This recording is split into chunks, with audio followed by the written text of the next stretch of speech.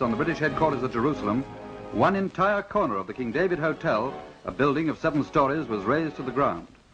The stone floors were cut clean. In scenes eerily reminiscent of New York 55 years later, the Jerusalem bomb was the beginning of terrorism as a media event, designed to capture the world's attention. The latest casualty list included 65 killed, 47 injured. The perpetrators, Zionist Jews, members of Menachem Begin's Irgun terrorist network. Begin, who would one day become Prime Minister of Israel, described this tactic as turning Palestine into a glass house, where the entire world was looking in.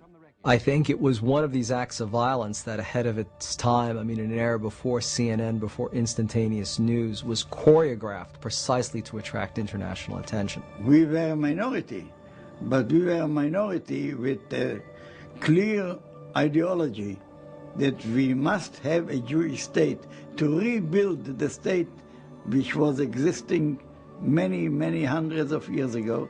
The bombing of the King David Hotel was perhaps one of the most significant terrorist incidents of the 20th century. For many decades, it actually held the infamous record of having killed the largest number of people. In a fight for liberty, you have always those who are more, call them extreme, or more adamant, or call them staunch, and they want it immediately, not to wait for the Messiah.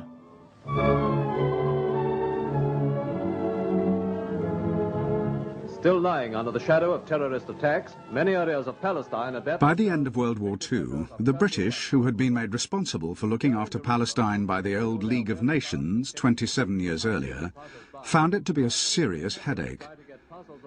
They were caught in the middle of the Arabs and the Jews, both of whom wanted the country for their own, were unwilling to peacefully coexist, and were agreed on only one thing: their hatred of the British, whom they both saw as foreign occupiers. The British military and administrative headquarters was here, in the south wing of the King David Hotel in Jerusalem. The luxury hotel itself still functioned with guests, restaurants, bars, and Sudanese waiters. Jerusalem at that time, it was a fortress. And I walk through the town and put in my mind every place and think about how can we attack this place. If we succeed, it's very important the whole world will see that we can fight even the British. Begin and Ellis decided on a daring plan.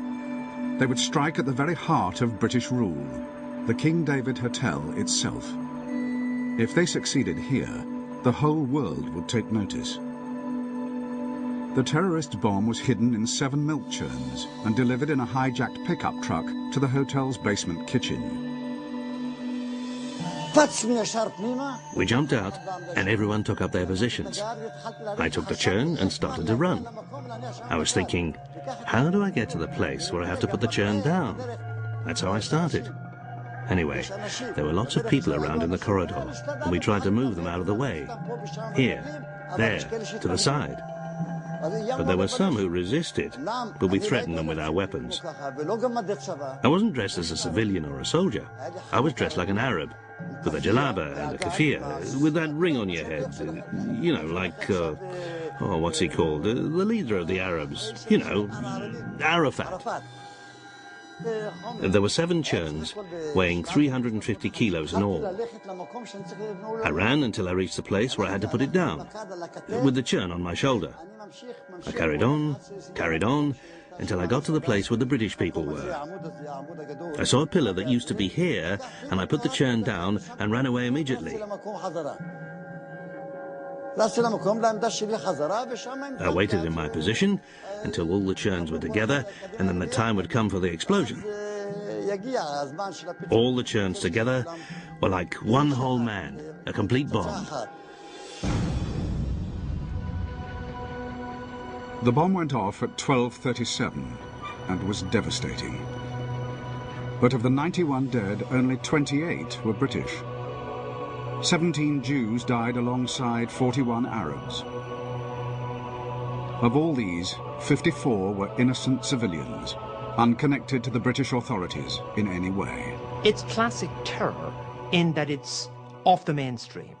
It's not a reflection of the policies of the then Israeli leadership, which had a very strong ethical approach to the use of violence, admirable in many ways. And it shows too a sign of the future in that it's the damage being done by the splinter of the main movement, which is the damage we frequently call terrorist, and which is the most likely to be without any moral dimension. Once more, the civilized world has received a rude shock at the hands of fanatics whose wanton act is contrary to the dictates of all creeds alike and imperils the best interests of the cause that it strives to promote. The Irgun denied that they aimed at civilian targets, but one man at least had a different opinion. In 1948, the British Chief Secretary in Palestine, Sir Henry Gurney, wrote in his diary of how one Irgun attack was indiscriminately aimed at civilian targets and was designed to create panic among the population. 3 years later, Gurney himself was to be assassinated, as liberation movements all over the world took note of the flame that had been ignited in Palestine.